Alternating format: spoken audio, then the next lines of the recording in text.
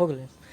तो सर आपसे मैं एक लास्ट सवाल करने वाला हूँ कि आज के इस दौर में कोई भी गार्जियन जो है वो अपने बच्चे को किस प्रकार से ट्रीट करें, क्या उनका जो है जिम्मेवारी क्या बनता है और बच्चों का क्या जिम्मेवारी बनता है?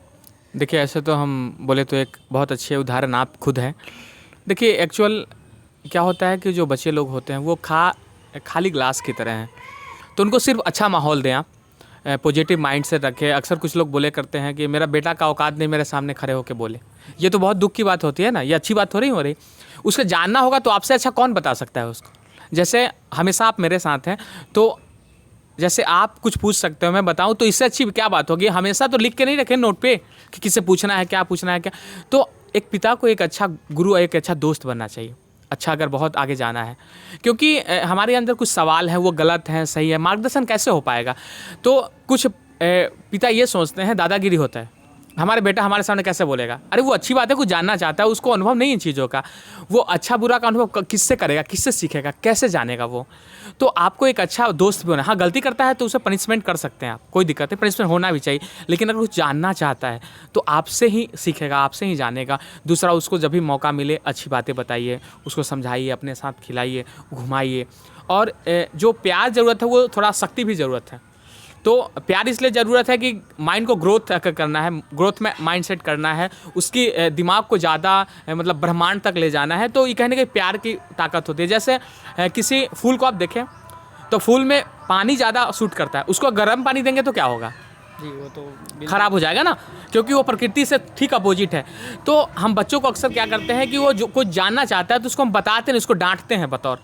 तो डांटते हैं तो क्या करते हैं कि एक फूल को गर्म पानी दे रहे हैं, उसको बताएंगे तो उसका दिमाग विकसित होगा, बढ़ेगा। तो उसको क्या है कि हमें अध्यात्म से जोड़ना चाहिए, ये क्यों अच्छा है, क्यों बुरा है। अगर आपको भी पता नहीं है तो आप भी किसी सीखिए, या बोलिए कि मुझे आइडिया नहीं है। हम लोग किससे पूछेंगे, किससे बताएंगे, और आप भी सोचिए कि ऐसा क्यों होता है।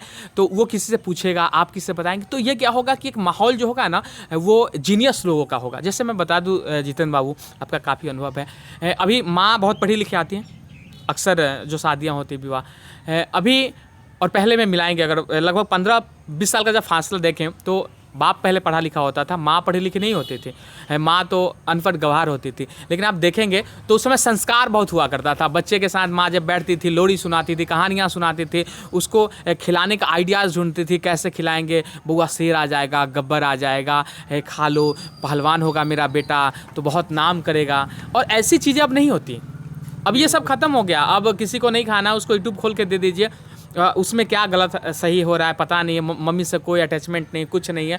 तो पूरा प्रोफेशनल लाइफ बन रहा है। मम्मी भी चाहती है कि झिकझिक से अच्छा है कि वो। तो देखिए, किसी इतिहास को बनाना चाहते तो पहले खुद इतिहास बनना पड़ेगा। और ये सब चीज़ बारी है, क्या नहीं है, आज रोटी में वो प्यार नहीं झलकता है। प्रोफेशनल रोटी बनाया और उधर कोई खाएगा तो ठीक है, नहीं खाए, मतलब ये एक जो चीज़ होती है हमारे अंदर की ना कि आप हमारे यहाँ आए हैं तो बहुत खुशी है, वो नहीं आ रहा है अब। तो जब फील ही नहीं होगा दिलों के अंदर तो फिर किस तरह का रिश्ता हो तो तार हो गया। तो एक पेरेंट्स को एक फैमिलिकल माहौल होना चाहिए। जैसे मैंने देखा है बहुत सारे घरों में, खासकर आपके घर में, बहुत सारे घरों में कि फैमिलिकल जो टू अटैच होते हैं, एक दूसरे से बहुत बंधे हुए रहते हैं, उन्हें बहुत प्यार होता है। जैसे कि एक्चुअल हम बता दें कि गाँव में क्या होता है कि संसाधनें कम होती हैं, और जब संसाधनें कम होती है तो अक्सर गाँव में आज भी जो लोग हैं वो जिंदा है, परिवार जिंदा है, दादा के साथ, पापा के साथ, मम्मी के साथ, दादी के साथ, सब बैठ के खा रहे हैं, कुछ भी हो, कम हो या ज़्यादा हो। लेकिन शहरों में क्या होता है कि सबके पास एक अपनी गाड़ी है, 4 व्हीलर है, जिसको जब समय आया गाड़ी उठाएं चल दिए, कोई एक साथ बैठ के खाता हुआ नहीं मिलेगा। क्योंकि कभी कभी संसाधनें ज़्यादा हो जाना भी ना दुख का कारण हो जाता है। जैसे आपके साथ 5 गाड़ियाँ हैं तो कोई किसी का इंतजार नहीं करता कि कोई आएगा जाएगा, ऐसा कोई मतलब नहीं। अगर अब अभी आप आए हैं, मन है कि पापा के साथ बैठ के चाय पियेंगे या कुछ बातें करेंगे, कुछ मन है आज कर गया, तो अब तो आप जब तक आए थे तब पापा गाड़ी लेके जा चुके हैं। कभी मौका नहीं कि पापा बेटा साथ में चल के घूमते हैं, गोलगप्पे खाते हैं, भुजा खाते हैं, जलेबी खाते हैं, कुछ बातें करते हैं। तो ये जो बॉन्डिंग है ये ज्ञान का शुरुआत करता है। आज माँ के अंदर भी वो चीज़ें नहीं है। माँ पढ़ी लिखी तो बहुत मिलेंगे, लेकिन वो एक्चुअल जो बच्चे को कैसे उसको कैसे ट्रीट करना है, कैसे उससे बातें करना है, कैसा माइंड को विकसित कर देना है कहानियाँ सुनाकर। देखिए, ग्रंथ है और जो जीवन में हमारी जुड़ी हुई कहानियाँ हैं ना, वो हमें मजबूत बनाने के लिए बनाया जाता है। लेकिन इन सब चीज़ों से जो हम दूर हो रहे हैं ना, जैसे एक्चुअल मैं अभी बता दूँ, एक जगह अम्बेडकर दिवस मनाया जा रहा था तो मैं वहाँ गया था।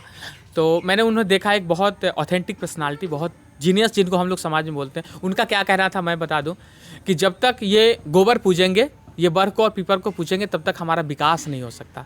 अब उनके जो बच्चे होंगे वो क्या सोचेंगे, ये तो बेकार की चीज़ है ना जिसका हम पूजा कर रहे हैं, उखाड़ फेंको इसको, ये मत मीनिंगलेस है। क्योंकि अगर बाप ही किसी चीज़ को ऐसे रिप्रेजेंट करेगा, हमारे पिताजी किसी चीज़ को रिप्रेजेंट ऐसे करेंगे जो बेकार लेके मीनिंगलेस, तो हम तो उसको निकाल के फेंक देंगे ना। लेकिन शायद हमें मालूम होना चाहिए कि ये जो चीज़ें हैं ना, ये आम नहीं है, बहुत अनोखा है। भारत को ऐसे विश्व गुरु हम नहीं कहते हैं। भारत की आज जो हमारे यहाँ पहला विश्वविद्यालय दुनिया का हमारे यहाँ बना, तो हम जीनियस लोग थे। हमारे यहाँ अंदर मंदिरों का जो स्ट्रक्चर है, जो इतना सुलझा हुआ है, इतना, बहुत लोग कहते हैं कि इमारत बनाने का दुनिया को श्रेय जाता है, वो सारे मूर्ख लोग हैं। मैं बता दूँ, हमारे यहाँ जहाँ इमारत बना है, आज 1000 वर्षों से टिका है, एक मंदिर है, उसमें क्या कलाकृतियाँ की गई हैं। क्या कोई हमें बताएगा कलाकृतियों के बारे में? हम तो उस समय कलाकृतियाँ करते हैं जिसको कला के बारे में किसी को पता नहीं था, ज्ञान नहीं था, नॉलेज नहीं था।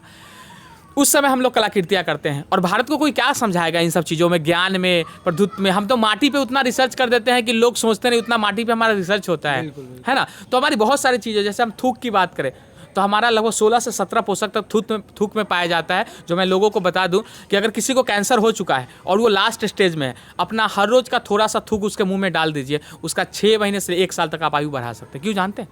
अक्सर कैंसरों में क्या होता है कि शरीर का जो पोषक तत्व वही खत्म हो जाता है, और थूक के अंदर सबसे ज़्यादा पोषक तत्व होता है, इसीलिए सारा काम होता है। तो पोषकता खत्म हो रहा है, ज्ञान खत्म हो रहा है, एक्चुअल चीज़ें खत्म हो रहा है, तो आप कहाँ जा रहे हैं? आनंद लेने की जगह वही है जहाँ बैठे हैं, और आप अलग आनंद को खोज रहे हैं। तो पहले तो आप थक हार के वहाँ तक पहुँचे हैं, फिर आनंद लेने वाली जगह पर भी जा रहे हैं, तो आनंद तो आपको मिल नहीं रहा है। तो इसीलिए जो बारीकियाँ हैं उसको समझिए, ज्ञान वही विराजमान है हम सबों में। तो मैं एक ही शब्द में कहना चाहूँगा कि अगर बहुत सारी अच्छी इन्फॉर्मेशन आपको चाहिए, तो सर का जो mister Indian king entertainment channel है, इसे आप सब्सक्राइब कर लीजिए और थोड़ा समय देकर उसे देखने की कोशिश कीजिए।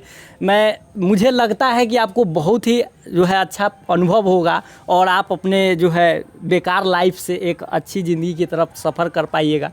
और अपना विवरण कमेंट सेक्शन में ज़रूर दीजिएगा, और इस तरीके का वीडियो देखने के लिए आप इस चैनल को सब्सक्राइब कर लीजिएगा। मिलते हैं अब अगले वीडियो में एक नए आइडिया के साथ, तब तक के लिए जय हिंद, वंदे मातरम।